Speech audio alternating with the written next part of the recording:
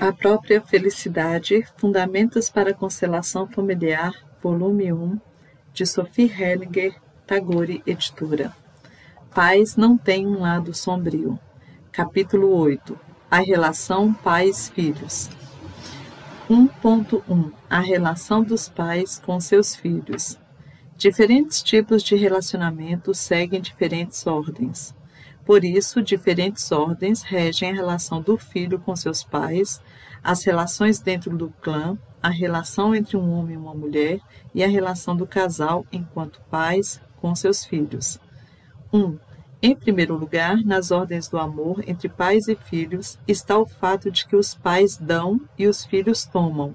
Os pais dão aos seus filhos aquilo que eles tomaram de seus pais e o que tomam, um do outro como casal. Em primeiro lugar, os filhos tomam os pais como pais, e depois tudo que os pais ainda lhes dão. Mais tarde, os filhos darão a outros, principalmente aos próprios filhos, o que receberam dos seus pais. Quem dá, pode dar porque antes tomou, e quem toma, pode tomar porque mais tarde também dará. Quem chegou antes deve dar mais, porque já tomou mais. Quem chega mais tarde deve tomar mais, mas, quando tiver tomado bastante, também deverá dar aos que vierem depois dele. Assim, todos se submetem, seja dando ou tomando, à mesma ordem e à mesma lei. 2. Todos que tomam devem honrar o presente recebido e aquele que deu de quem o tomaram. Quem assim toma, coloca o presente recebido sob a luz até que ele brilhe. Embora ele continue a fluir de cima para baixo, o seu brilho recai sobre quem deu. 3. Na família, há uma hierarquia que, assim como dar e tomar, vai de cima para baixo, do mais antigo ao mais novo. Por isso, pais têm precedência sobre os filhos. É importante que, em uma família, pais sejam grandes e permaneçam grandes. Os filhos não têm os mesmos direitos que os pais, nem as mesmas reivindicações. Os filhos devem permanecer pequenos para um dia se tornarem grandes. Filhos que se fazem de grandes permanecem pequenos a vida toda, presunçosos, mas pequenos. No dar dos pais e no tomar dos filhos não se trata de qualquer dar e tomar, mas de dar e tomar a vida. Os pais dão aos filhos quando lhes dão a vida, portanto, não é algo que lhes pertença. Com a vida, os pais também lhes dão a si mesmos, assim como são, sem mais nem menos. A vida que os pais dão, eles não podem nem acrescentar, nem subtrair ou reter algo para si. Além daquilo que os pais são e dão, eles também têm os méritos que conquistaram e as perdas que sofreram. Estes lhes pertencem individualmente. Os filhos participam indiretamente, mas os pais não podem nem devem lhes dar isso, pois cada um é criador da sua própria fortuna. Quando um filho se apropria do bem individual e do direito individual dos pais, sem tê-los conquistado e sem que seja resultado do próprio destino vivenciado e sofrimento, ele faz a reivindicação sem a causa e sem pagar o preço. O mesmo vale quando alguém posterior assume algo grave por alguém anterior. Por exemplo, quando um filho toma para si a culpa, o dever ou a doença dos pais. Estas coisas fazem parte do destino individual e da dignidade da pessoa anterior. Se os outros as deixam com ela, têm uma força especial e fazem um bem especial. Esta pessoa poderá dar este bem a outro que venha depois, mas sem o preço que ela teve que pagar por isso. Neste contexto, Bert disse uma vez sobre a felicidade. Qual é a maior felicidade que observei em meus 92 anos de idade? Quando pais olham para um filho pequeno. Não há nada mais belo do que esta alegria nos olhos dos pais. É a alegria de viver. Algumas pessoas esperam que algo grande aconteça para serem felizes, mas a verdadeira felicidade é simples, porque ela é profunda. A vida simples, cotidiana, é a vida feliz. Bert resumiu tudo em um conto. Ele se chama A Dupla Felicidade. Nos tempos antigos, em que os deuses ainda estavam próximos aos homens, viviam em uma pequena cidade dois cantores que se chamavam Orfeu. Um deles era o Grande. Ele havia inventado a cítara, um tipo primitivo de guitarra. Quando tocava suas cordas e cantava, toda a natureza à sua volta ficava enfeitiçada. Animais ferozes se deitavam mansamente a seus pés e árvores altas se curvavam para ele. Nada resistia aos seus cantos. Por ser tão grande, ele cortejou a mais bela mulher. Depois começou o declínio. Enquanto ele ainda festejava o casamento, morreu a bela Eurídice, e a taça cheia, ainda enquanto ele a erguia nas mãos, se partiu. Contudo, para o grande Orfeu, a morte ainda não era o fim. Com a ajuda de sua nobre arte, encontrou a entrada para o mundo dos mortos, desceu ao reino das sombras, atravessou o rio do esquecimento, passou pelo cão guardião do inferno, chegou vivo diante do trono do Deus da morte e o comoveu com seu canto. A morte liberou Eurídice, porém sob uma condição. Orfeu estava tão feliz que não percebeu a malícia que se escondia por trás deste favor. Orfeu se pôs a caminho de volta e ouvia, atrás de si, os passos da mulher amada. Passaram ilesos pelo cão de guarda do inferno, atravessaram o rio do esquecimento, começaram a ascensão para a luz que já viam de longe. Então Orfeu ouviu um grito. Eurídice havia tropeçado. Horrorizado, ele se voltou. Ainda chegou a ver a sombra dela caindo na noite e ficou sozinho. Atordoado pela dor, ele cantou sua canção de despedida. Ai de mim, eu a perdi, toda a minha felicidade se foi. Ele próprio conseguiu retornar à luz, mas no reino dos mortos havia se tornado alheio à vida. Quando mulheres bêbadas quiseram levá-lo à festa do novo vinho, ele se recusou, e elas o despedaçaram vivo. Tão grande foi sua desgraça, tão inútil foi sua arte, entretanto, todo mundo o conhece. O outro Orfeu era o pequeno. Não passava de um trovador, apresentava-se em pequenas festas, tocava para a gente humilde, alegrava um pouco e divertia-se com isso. Como não conseguia viver de sua arte, aprendeu um ofício comum, casou-se com uma mulher comum, teve filhos comuns, pecava de vez em quando, foi feliz de um jeito comum e morreu velho e satisfeito com a vida. No entanto, ninguém o conhece, só eu.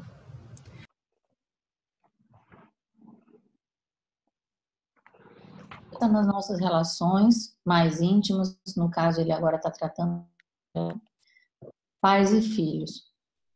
E o que ele nos coloca em primeiro lugar, diferentes tipos de relacionamento, diferentes ordens.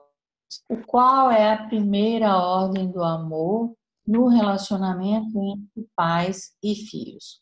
Simples. Pais dão, filhos tomam. O que os pais dão? Os pais dão, a gente só pode dar o que tem, não é isso? Não é? Primeira ordem da ajuda, só dá o que tem. Então eu vou dar, em primeiro lugar, para o meu filho, o que antes eu tomei dos meus pais. Então, se eu não resolvi meu relacionamento com a minha mãe, não consigo tomar tudo do pai e da mãe, tem a ver parece bom, tudo aquilo que parece que é ruim, tudo que parece que me foi dado, e tudo aquilo que parece que me faltou. E por que eu coloco parece? Porque isso é um julgamento, a maneira como eu pensei, né? Então, na verdade, tomar tudo dos pais, tomar os pais, a vida que foi recebida deles, e tomar a vida é o quê? É ter uma atitude positiva, de gratidão, de alegria. Isso é tomar a vida.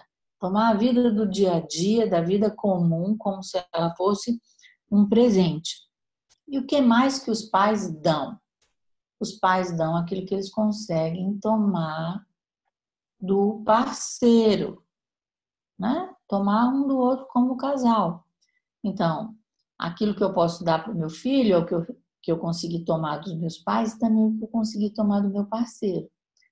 Isso significa, nós já sabemos que a relação talvez a mais difícil, a mais conflitiva, que nos leva a um maior crescimento pessoal é a relacionamento de casal, tudo do parceiro também. Outra coisa importante em qualquer sistema, quem chegou antes deve dar mais. Então é natural que os pais deem mais aos filhos. Segunda ordem do amor importante, entre pais e filhos, mas que também se aplica a qualquer outro tipo de relacionamento. Todas as vezes que eu recebo um presente, algo de outra pessoa, eu preciso honrar esse presente e a pessoa que o deu. Qual é o primeiro presente que todos nós recebemos? A vida. Então, honrar a vida. O que significa honrar a vida? É cuidar da vida. É cuidar do meu corpo, da minha alimentação, cuidar da minha saúde, alimentos, do meu bem-estar, da minha conta bancária, dos meus relacionamentos com os meus pais, com os meus amigos, com o meu parceiro. Honrar a vida, ser bem-sucedido, entendem?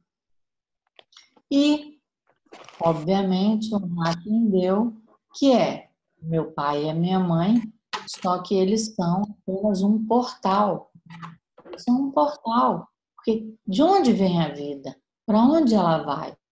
Então, essa honra, ela se dirige não só aos pais e aos nossos amados, mas ela se dirige a algo muito maior também. A terceira ordem do amor dentro do relacionamento de pais e filhos é o respeito à hierarquia, né? Que a vida flui de cima para baixo, essa ideia de que os pais são grandes, que tanto de grandes, né? Quem já viu em Brasília sabe que eu sempre falo essa ideia de uma relação entre uma célula e um corpo. Eu tive a grata satisfação de ver essa mesma explicação agora na Alemanha da professora.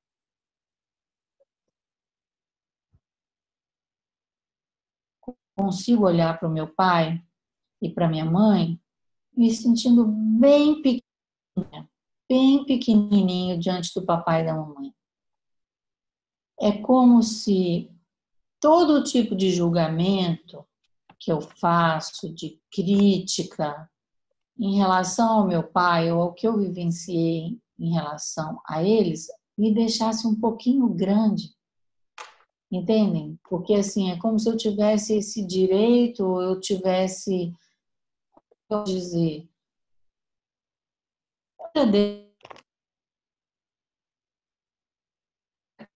de extrema pequenez e me impede de vivenciar uma criança livre de preocupações, uma criança aberta ao amor, uma criança aberta à vida.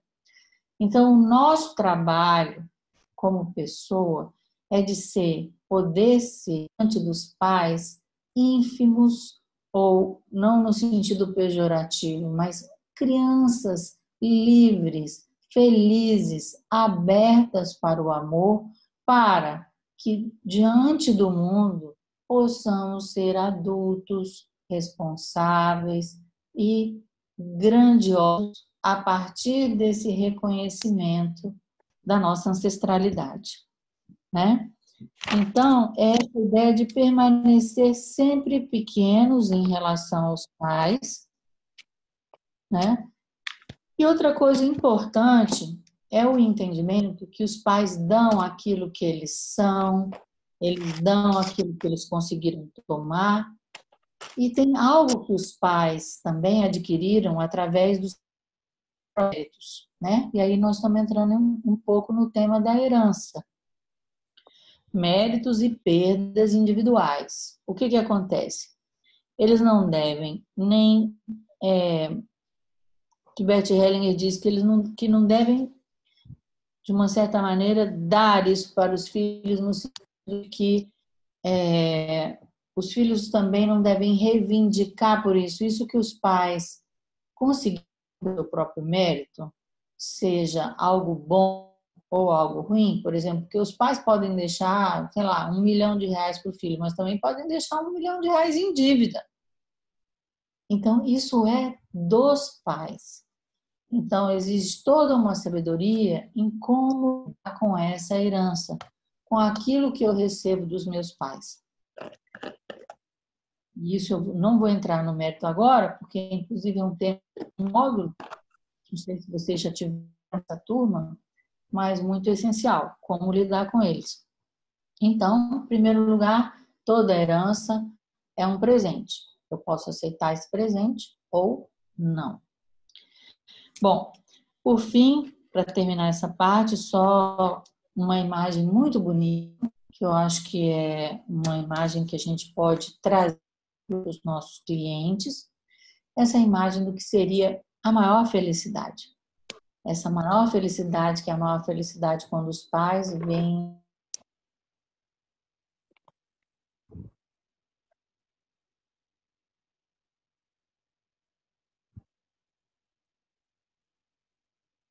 Por isso, vocês observem, por exemplo, com as imagens de imagens santas, por exemplo, a Virgem Maria com a criança no colo, quer dizer, essa é uma imagem que nos remete a essa grande felicidade que é um pai olhando para uma criança e uma criança que vê os pais pela primeira vez com os seus olhos de maravilha. 2. Com quem devem ficar as crianças? No caso de uma separação, a melhor solução para os filhos é que fiquem com aquele dos pais que, através dos filhos, melhor souber honrar e respeitar o outro. O ideal é quando ambos, pai e mãe, respeitam e amam o outro nos filhos, mesmo estando separados. Isto é bom para todos os filhos. Geralmente é melhor que meninos fiquem com o pai, para poderem desenvolver o masculino dentro de si. Depois dos 7 anos de idade, eles devem ir morar com o pai. Quando a mãe o segura, ela impede o desenvolvimento do masculino no filho. Da mesma forma, também é melhor para as meninas ficarem com a mãe. É a imagem da ordem interna que se reflete externamente. É claro que existem situações em que isso não é possível nem correto. São situações em que todos os filhos, sejam meninos ou meninas, precisam ficar com a mãe ou com o pai. Isto depende das circunstâncias. No entanto, se interiorizarmos a imagem, fica mais fácil decidir qual é a solução mais adequada e favorável para todos. 2. A relação dos filhos com seus pais. 2.1 A reverência diante da vida. A vida independe de como o pai ou a mãe de uma criança são. Com esta perspectiva, podemos e devemos olhar de outra forma para nossos pais, e os pais devem olhar de outra maneira para os filhos, com reverência. Quando um filho olha para seus pais, através deles, ele enxerga o passado longínquo, o ponto onde a vida se originou. O filho não toma a vida somente dos pais, mas de uma longa linhagem. Por isto, os pais são sempre os certos para esta pessoa. Por meio dessa perspectiva, não existem pais piores nem pais melhores. Existem apenas pais. Quando reconhecemos e concordamos com isto, conseguimos tomar a vida plenamente dos nossos pais. Quem internamente rejeita pai ou mãe, quem os censura, fecha seu coração para a plenitude da vida. Ele recebe somente uma parte, ou, mais precisamente, ele somente toma uma parte. No entanto, somos todos determinados de certa maneira e preparados para a nossa vida individual pelos nossos pais. Tenho diante de mim a imagem de uma árvore. No outono, o vento sopra e espalha sementes. Uma das sementes cai sobre solo fértil, a outra sobre terreno rochoso. Toda semente deve se desenvolver lá onde cai. Não lhe é dado escolher o local. Da mesma forma, não nos é dado escolher nossos pais. Eles são o local onde nossa vida brota, somente lá. Não importa se a semente cai sobre solo fértil ou sobre terreno rochoso. Não importa como cresça, ela se tornará uma árvore de verdade e também trará frutos. As sementes desta árvore também serão espalhadas outra vez e a mesma árvore nascerá de diferentes maneiras em diferentes lugares. Para que possamos realmente crescer, devemos concordar com o local ao qual estamos ligados, independente de como seja. Não importa se oferece certas vantagens ou desvantagens. Cada local obriga a um desenvolvimento específico, oferece oportunidades particulares e determina certos limites. Tanto em um quanto em outro local, a vida é pura e autêntica. Esta é a base das conclusões a que chegamos até agora.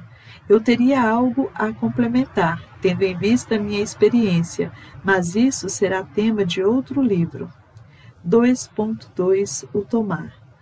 Quando as crianças recebem a vida dos pais, elas também não podem acrescentar, subtrair ou rejeitar nada, porque elas não somente têm seus pais, elas também são seus pais. Portanto, faz parte da ordem do amor que o filho tome sua vida como um todo, tal qual os pais a deram, e que ele concorde com os pais, tal qual são, sem qualquer desejo, defesa ou medo. Este tomar é uma realização humilde. Ele significa a concordância com a vida e o destino, como foram determinados pelos meus pais, em relação aos limites que me são impostos, às possibilidades que me são oferecidas, aos emaranhamentos no destino da família, mas também a culpa desta família, nas dificuldades e facilidades desta família, ou o que quer que seja. Podemos experimentar em nós o efeito deste tomar. Imaginemos a seguinte cena. Nos ajoelhamos diante do pai e da mãe, inclinando-nos até o chão, e esticamos os braços para a frente, com as palmas voltadas para cima, e dizemos a eles: eu honro vocês. Levantamos e olhamos nos olhos de pai e mãe, e lhes agradecemos pelo presente da vida. Por exemplo, dizendo: querida mamãe, eu tomo a vida de você, tudo, o todo, com tudo o que ela envolve, e pelo preço total que custou a você e que custa a mim. Vou fazer algo dela para a sua alegria, que não tenha sido em vão. Eu a mantenho e honro e a transmitirei, se me for permitido, como você fez. Eu tomo você como minha mãe, e você pode ter-me como seu filho, sua filha. Você é a mãe certa para mim, e eu o filho certo, a filha certa para você. Você é a grande, eu sou o pequeno, eu sou a pequena. Você dá, eu tomo, querida mamãe, e me alegro porque você tomou meu pai. Vocês dois são certos para mim, só vocês. Em seguida, dizemos o mesmo ao pai. Se este processo é bem-sucedido, fica mais fácil reconciliar-se consigo mesmo. Nos sentimos corretos e completos. Algumas pessoas acreditam que, se tomarem seus pais desta maneira, algo de ruim poderá adentrar nelas, algo que elas temem, por exemplo, uma característica, uma deficiência ou uma culpa dos pais. Neste caso, elas se fecham também para o que os pais têm de bom e não tomam a vida como um todo. Cada um atrai exatamente aquilo que imagina. Muitos dos que se recusam a tomar seus pais como um todo buscam compensar esta falta. Eles aspiram por autorrealização e inspiração. Trata-se da busca secreta pelo pai que ainda não foi tomado e pela mãe que ainda não foi tomada. Quem rejeita os pais rejeita a si mesmo e se sente irrealizado, cego e vazio, e muitas vezes desorientado. No entanto, os pais não nos dão somente a vida. Eles também nos alimentam, educam e protegem. Eles cuidam de nós e nos dão um lar. A isto corresponde que o tomemos tal como recebemos dos nossos pais. Com isto, dizemos a eles: eu tomo tudo com amor. É claro que isto faz parte. É uma forma de tomar que, ao mesmo tempo, equilibra porque os pais se sentem respeitados. Assim, eles dão com mais prazer ainda. Quando tomamos assim dos nossos pais, normalmente é suficiente. Quando o filho se torna adulto, ele diz aos pais: eu recebi muito e é suficiente. Eu o levo para a minha vida. O filho se sente satisfeito e rico e ainda acrescenta: o resto eu faço sozinho. Esta também é uma bela frase. Ela o torna independente. O filho ainda diz aos pais: agora eu deixo vocês em paz. Assim, ele se liberta dos pais, mas os conserva e os pais conservam o filho. Por outro lado, se o filho diz: vocês ainda têm que me dar mais, o coração dos pais se fecha. Eles não conseguem ter mais tanto prazer em dar, e tampouco conseguem dar tanto, porque ele exige. E o filho, quando recebe algo, não consegue tomar, caso contrário, sua reivindicação acabaria. Quando o filho insiste em suas reivindicações, ele não consegue se libertar dos pais porque a reivindicação o liga a eles. Apesar desta ligação, ele não tem seus pais e os pais não têm o filho. Com quem devem ficar as crianças? Isso é muito importante porque esse é um problema ou uma situação, uma questão que afeta todos. Então, a melhor solução para os filhos é ficar com o pai que melhor honrar e respeitar o outro, tá? Isso é porque a criança fica protegida para poder amar aos dois pais. E a mãe, por mais que ela expresse uma coisa, por exemplo, ela pode expressar um desentendimento ou uma raiva em relação ao pai, mas internamente ela vai desenvolver as mesmas características do pai. E ao contrário, ela pode amar e se dar muito bem com a mãe, mas internamente ela vai fazer o quê? Desenvolver uma rejeição da mãe. Então, a criança sempre vai ficar melhor com o pai ou a mãe que respeitarem e honrarem o companheiro. No entanto, na perspectiva do desenvolvimento psicoespiritual dos homens e das mulheres, é importante para os meninos estar na esfera do pai, do masculino, e para as meninas estar na esfera da mãe, do feminino. Então, como acontece esse amadurecimento psicoespiritual? Para todos, meninos e meninas, a mãe é a figura primária, né? Porque saímos da barriga da mãe, convivemos com ela, experimentamos a unidade. Com o tempo, ambos, meninos e meninas, vão passando para a esfera do pai, ou seja, saem do colo da mãe e vão para o colo do pai. Isso vai acontecendo de uma maneira figurativa, como eu coloquei, mas vai acontecendo como a Sofia colocou aqui, que a partir dos 7 anos, os meninos começam a ir definitivamente para a esfera do pai. Quando chega na adolescência, eles estão completamente na esfera do pai, e da esfera do pai seguem para o mundo, não retornam para a mãe. O que acontece com as meninas é diferente. Elas vão para a esfera do pai e depois precisam retornar para a esfera da mãe. Eu já ouvi, por exemplo, o professor Renato comentando da importância disso, por exemplo, acontecer na adolescência, né? Porque é quando a menina começa também a experimentar a sua sexualidade, tem a sua menstruação, e aí então é importante que ela esteja na esfera da mãe. Por um outro lado, para ambos, meninos e meninas, a adolescência também representa um momento de entrada no mundo, né? Então, por isso vocês se lembram que quando tinha as festas de 15 anos, né? Quem é que a primeira valsa? A primeira valsa é com o papai, né? É o papai que leva a noiva, é o pai que leva a noiva para o altar. Então, essa é a importância do homem levar para o mundo, no caso, o pai. Bom, outra coisa, em relação a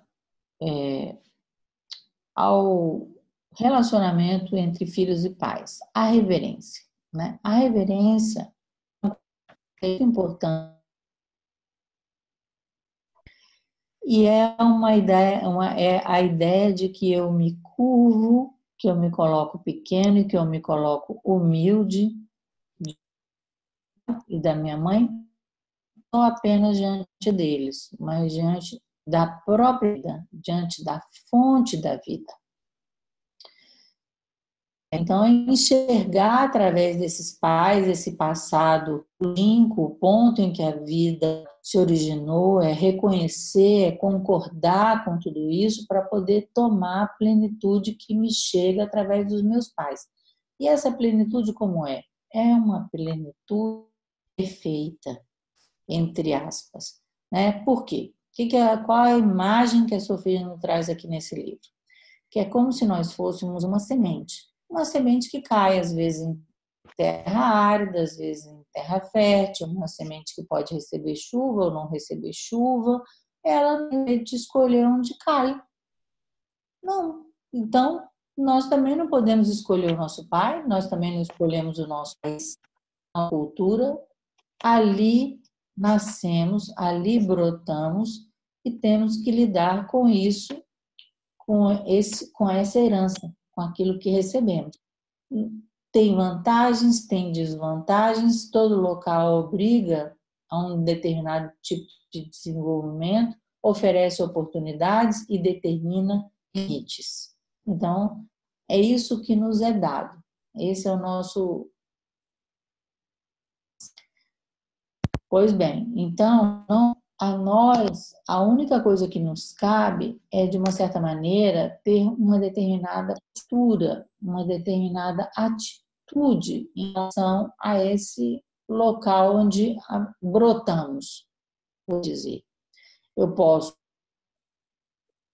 rejeitar a minha cultura, rejeitar o meu país, ou eu posso simplesmente tomar tudo da maneira como é. Então, se eu recebi limão, o que eu faço? Limonada, caipirinha, máscara de beleza, o que quer que seja, tempero de salada, como eu lido com aquilo que eu recebi, né?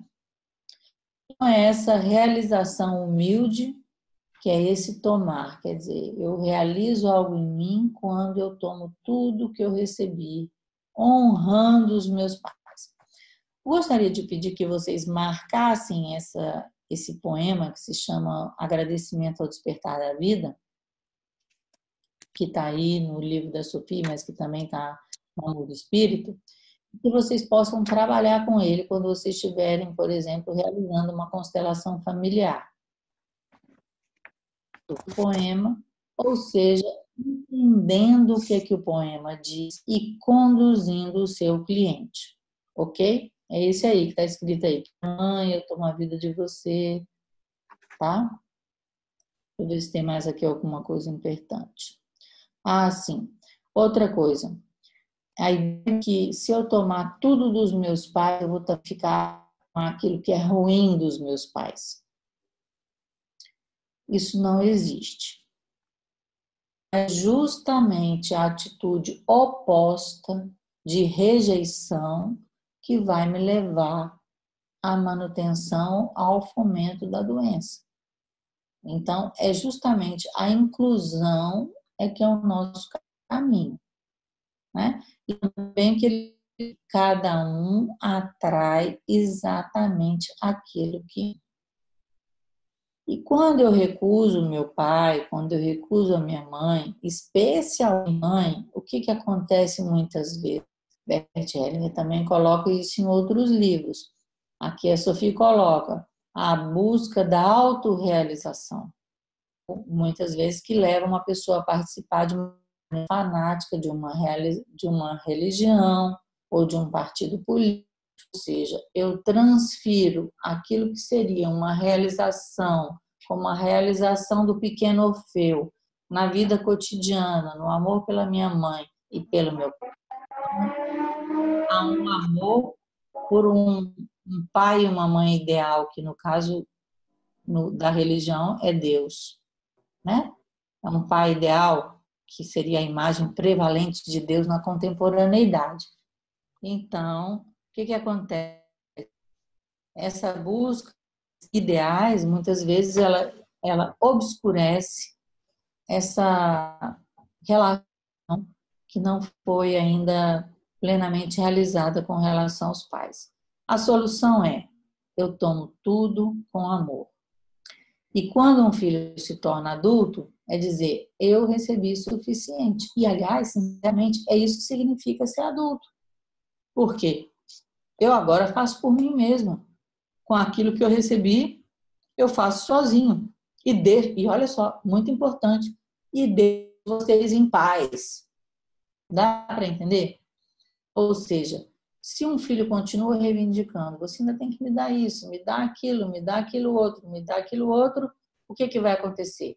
O coração dos pais se fecha e aquilo que o filho recebe, ele também já não consegue mais tomar. 3. A relação entre irmãos. A ordem segundo a qual quem veio antes dá mais e quem veio depois toma mais também se aplica a irmãos. Quem chegou antes deve dar àquele que chega depois, e quem vem depois deve tomar de quem veio antes. Quem dá já tomou antes, e quem toma mais tarde também deve dar. Por isto, o primeiro filho dá ao segundo e ao terceiro filhos. O segundo toma do primeiro e dá ao terceiro, e o terceiro toma dos primeiros 2 filhos. O filho mais velho dá mais, e o mais novo toma mais. Em contrapartida, muitas vezes o mais novo cuida dos pais idosos, e também quem toma deve honrar o presente e aquele que o deu. A hierarquia entre irmãos também se rege pela ordem de chegada. O primeiro filho tem precedência sobre o segundo e assim por diante.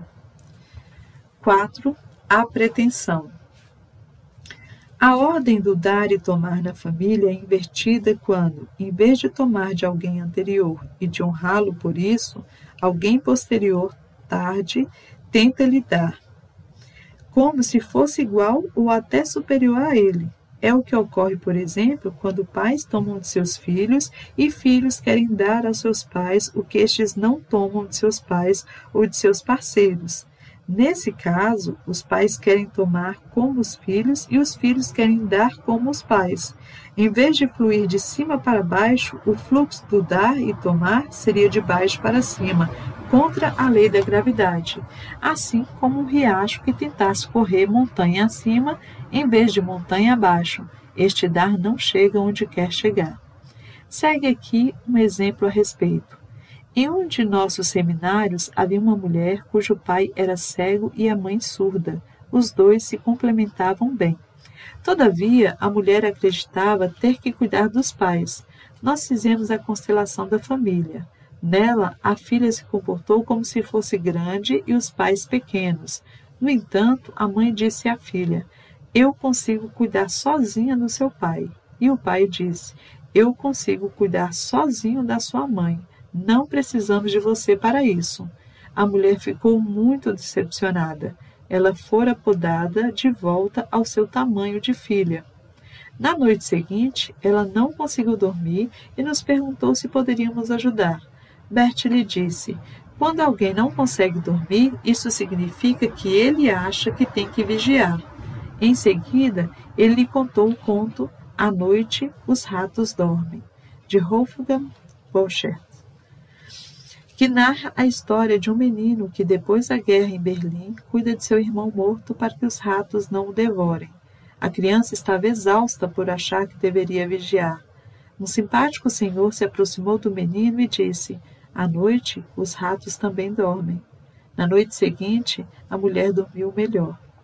Quando um filho infringe a hierarquia do dar e tomar, ele se pune severamente, às vezes com fracasso e ruína, sem saber da culpa ou do contexto. Ele não percebe sua presunção ao dar ou tomar o que não lhe cabe e acha que está tudo bem. Todavia, a ordem não pode ser superada pelo amor, porque acima de todo amor atua na alma um senso de equilíbrio que ajuda a ordem e o amor a obterem justiça e equilíbrio, mesmo que isto custe a felicidade ou a vida. Compreender a ordem é sabedoria, e segui-la com amor é humildade. Juntos, pais e filhos formam uma comunidade de destino, na qual cada um depende do outro de várias maneiras e todos devem contribuir ao bem comum de acordo com suas habilidades. Aqui todos dão e todos tomam. Aqui os filhos também dão aos pais, por exemplo, quando cuidam dos pais idosos e os pais justificadamente exigem e tomam de seus filhos. Também devemos observar que há várias forças que agem em uma família e determinam nosso destino. No entanto, em grande parte são inconscientes. Algumas estão relacionadas a uma profunda lealdade do filho para com sua família. Aqui segue um exemplo. Durante um seminário, uma mulher contou que ela se separaria do marido. Até então, fora feliz no casamento. Algumas pessoas haviam dado conselhos, mas não tinha adiantado. Eu perguntei: quantos anos você tem? Ela respondeu: 35. Ao que eu perguntei: o que aconteceu com sua mãe quando ela tinha 35? Ela disse: ela perdeu o marido. O pai da mulher morreu em um porta-aviões, tentando salvar outros durante um incêndio. Eu lhe disse: nesta família, uma boa menina perde o marido aos 35. Ela demonstrava sua lealdade com sua mãe. Até então, ela não tinha tido consciência, mas agora a mulher podia se reorientar. 5. A educação. Um coração de mãe sabe o que o filho precisa, e é isso o que a mãe faz. No entanto, se ela consulta livros para saber como se faz, ela certamente fará errado. Bert gosta de contar uma história que ele presenciou durante sua estadia na África do Sul. Ele estava hospedado em um hotel à beira da praia e era domingo de Páscoa. Um casal branco entrou com seu filho no restaurante para o café da manhã. A criança gritava desesperadamente. Os pais não sabiam o que fazer e estavam visivelmente constrangidos. Algumas mulheres nativas, que trabalhavam como garçonetes, riam em um canto. Depois de um tempo, uma delas foi até a mesa, pegou a criança no colo, sacudiu-a ligeiramente e sentou-a novamente na cadeira. Depois disto, a criança tomou seu café da manhã sossegadamente. Essas mulheres sabiam o que deveria ser feito porque estavam em sintonia com a criança. Esta é a regra mais importante para qualquer educação: concordar com a criança assim como ela é, e concordar com o seu destino específico, que é diferente do que a mãe imagina, já que todos temos nosso próprio destino. É claro que a criança também deve ser educada de modo a conviver em sociedade.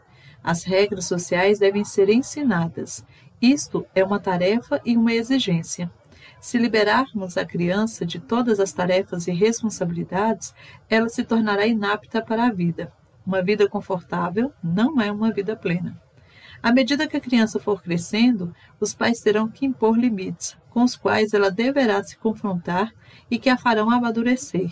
Isso prova que são bons pais, por exigirem da criança algo que a preparará para a vida adulta. Muitas crianças ficam com raiva dos pais porque prefeririam manter a dependência original.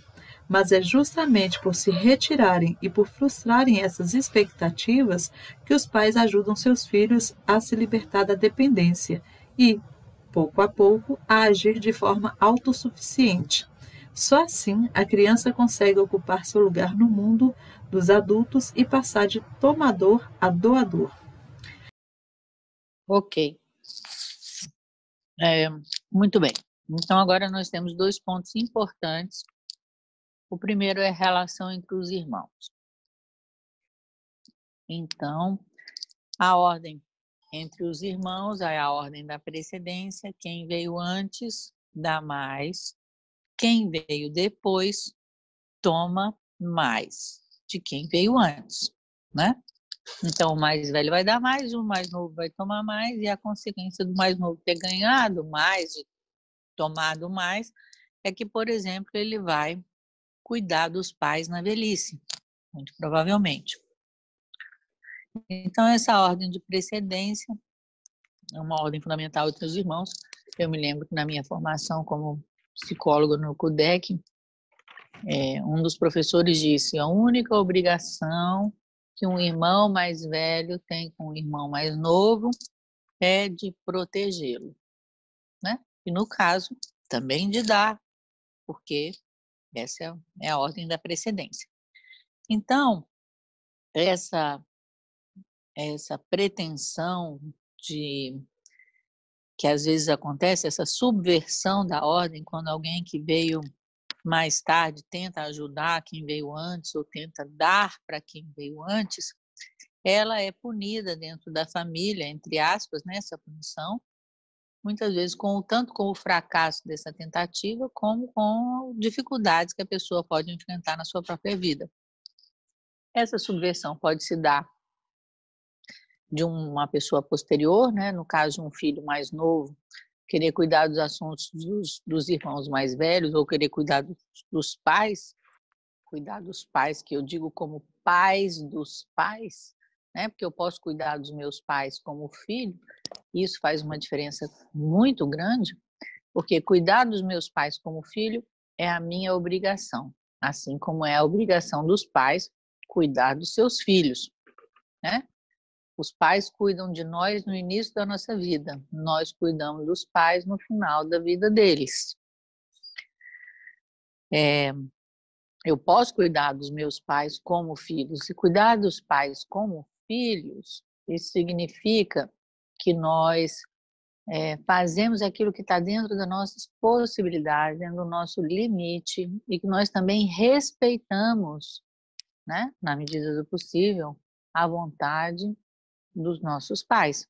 A vontade de viver, a vontade de morrer, a vontade de ir para o médico ou de não ir para o médico, de ter esse ou aquele bem, né? Isso é uma maneira de cuidar dos pais como filhos. Outra maneira que essa pode acontecer, essa subversão da ordem da precedência dentro da família, é quando os pais querem tomar dos filhos como se eles mesmos fossem filhos. Ou seja, os pais podem fazer dos filhos seus próprios pais. Porque você tem que me dar um carro novo, um apartamento, você tem dinheiro, você paga meu plano de saúde. Isso também é uma outra maneira de acontecer uma subversão da ordem dentro da família. Tá? Aí a Sofia coloca aqui um exemplo e uma história que é muito conhecida do Bert Hellinger, que é sobre a insônia, que é quando alguém não consegue dormir, tem que vigiar, né?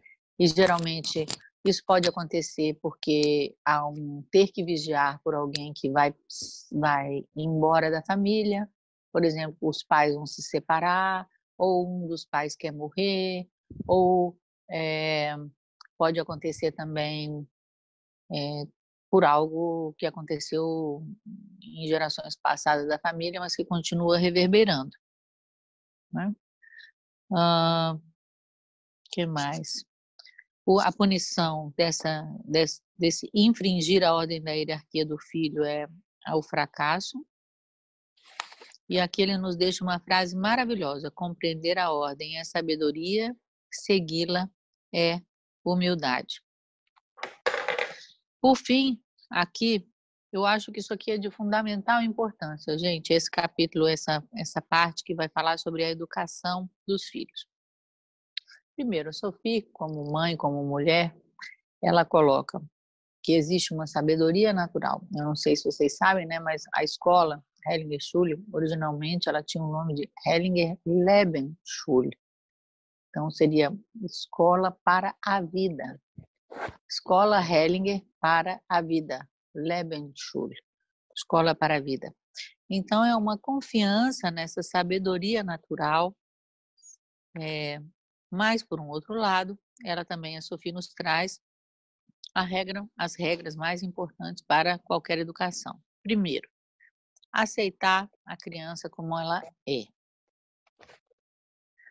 Não querer que a criança mude ou que esteja sempre sendo diferente daquilo que ela se aprimore demasiadamente, né? Porque todos nós podemos nos aprimorar, mas também esse desejo de aprimoramento, de aperfeiçoamento, muitas vezes esconde uma não aceitação.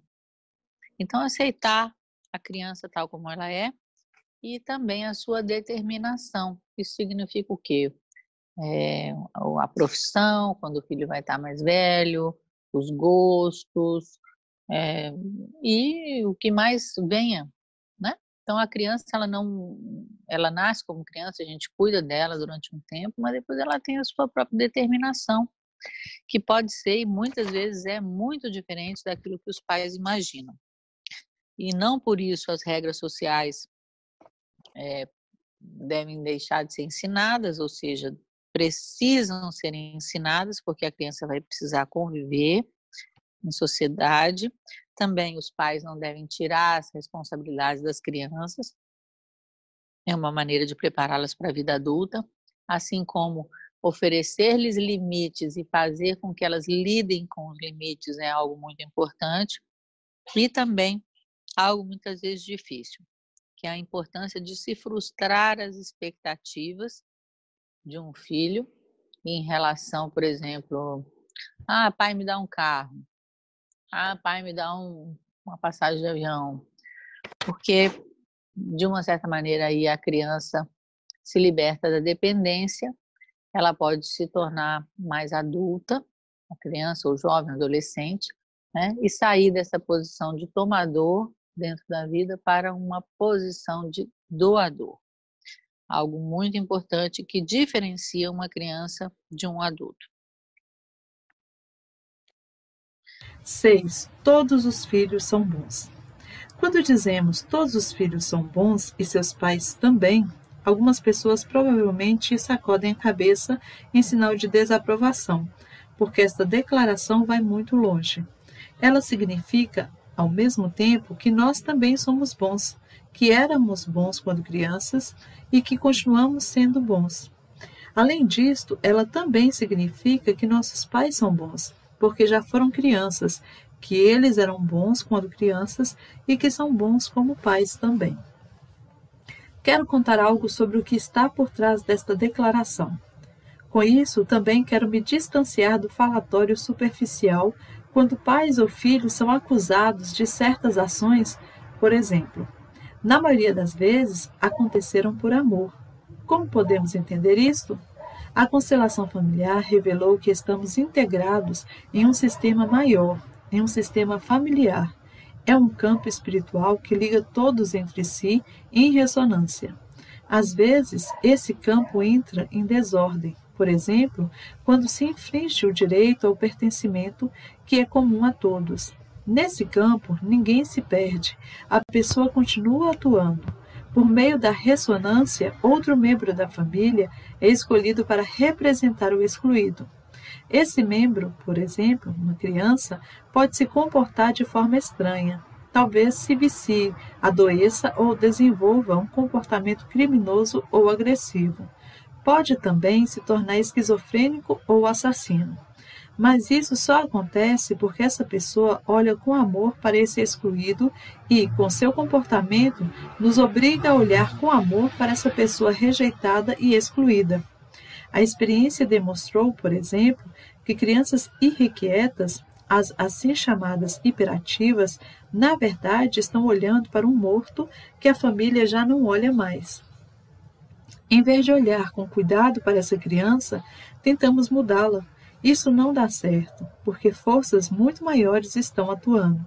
O caminho correto seria olhar com esta criança para este campo espiritual ao qual também pertencemos.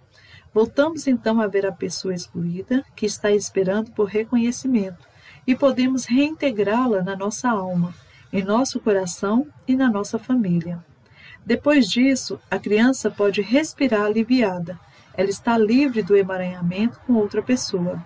Isso é libertador para todos, inclusive para os pais.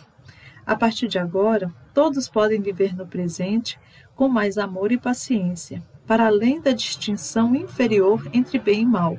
Por isso, dizemos que toda criança é boa, se nós a deixarmos ser boa. Quando crianças, os pais frequentemente também olhavam para alguém, especialmente aqueles que eram vistos como difíceis. Como crianças, eles olham para uma pessoa excluída e, por isso, muitas vezes, não estão acessíveis para os próprios filhos. Durante uma constelação familiar, todos voltam aos seus lugares e todos respiram aliviados. Cito aqui um exemplo. Bert conhecia um professor que se empenhava com amor e sucesso pela integração de crianças difíceis. Certo dia, ele ligou para nós e nos contou que seu filho mais novo havia se tornado tão agressivo que ele estava prestes a ser expulso da escola. Ele não sabia mais o que fazer. Meu marido lhe sugeriu que participasse com a família inteira de um dos nossos seminários. Durante o seminário, a família sentou ao nosso lado e via-se imediatamente que a mãe do menino desejava morrer. Ela confirmou isso. Naturalmente, o motivo era que ela era uma criança boa. Realizamos a constelação da família de origem da mulher. A mãe dela imediatamente olhou para o chão, ou seja, para um morto. Nós perguntamos à mulher quem era o morto. Era o antigo namorado da mãe dela, que havia morrido em um acidente de carro. Colocamos um representante do morto diante da mãe da mulher. Via-se imediatamente o grande amor que havia entre os dois. A mãe da mulher se sentiu atraída para o morto. Foi até ele e os dois se abraçaram. Depois disso, o morto fechou os olhos e estava satisfeito. A mãe da mulher voltou ao seu lugar e respirou aliviada. Em seguida, posicionamos a mulher diante da sua mãe e a mãe dela lhe disse: "Agora eu fico." A mulher ficou muito feliz. As duas se abraçaram. Era óbvio que ela antes desejava morrer no lugar de sua mãe. Então, ela encostou as costas na mãe, radiante. Diante dela, colocamos o filho, que tinha aproximadamente 14 anos de idade. Ela lhe disse: "Agora eu fico e eu ficarei feliz se você ficar." O filho praticamente derreteu de amor e se aninhou no colo de sua mãe. Agora estava tudo em ordem. De repente, ele era uma criança amorosa. 7. Meditação. Nós como filhos difíceis. Eu apresento a vocês uma pequena meditação que vai nesse sentido. Muitos tiveram a experiência de que os próprios pais se preocuparam com eles, talvez por motivos de doença ou por terem se comportado de maneira que os pais pensassem: o que vai ser desta criança? Voltem ao tempo em que vocês eram filhos difíceis, em que seus pais se preocupavam com vocês ou em que vocês ficaram doentes. Olhem com amor para essa criança que vocês foram um dia e deixem-na conduzir vocês. Para onde ela olha com amor? Alguém para quem a família talvez não olhe? Dizemos a essa pessoa: "Eu olho para você com amor. Para mim você faz parte."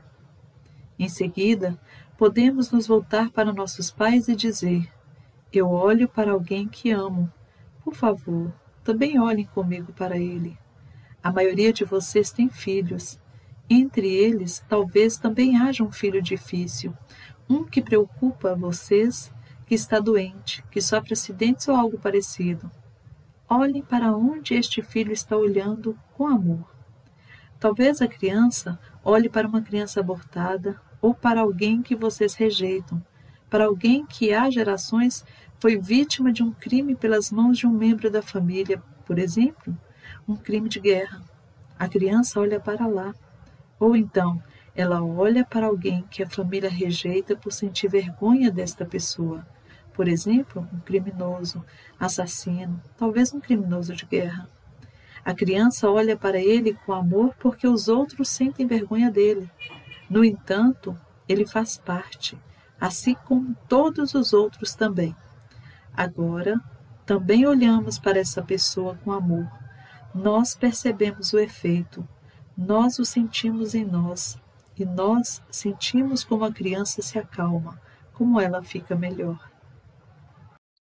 Essa frase que o Bert Hellinger nos traz, toda criança é boa e seus pais também, ela tem um grande defeito. Porque no fundo, não é que toda criança é boa, é que todos nós somos bons. Ou seja, todas as pessoas são boas. Eu sou capaz de ver isso? Realmente? Isso é que significa fazer uma prova para ser um constelador. Dá para entender? Quando alguém consegue chegar nessa compreensão, vivenciar essa compreensão, é óbvio que todos nós não chegamos nela assim, 100%. Mas às vezes escorregamos, mas temos uns aos outros para nos lembrar. Mas esse é o fundamento das constelações familiares. É um dos fundamentos das constelações familiares, né?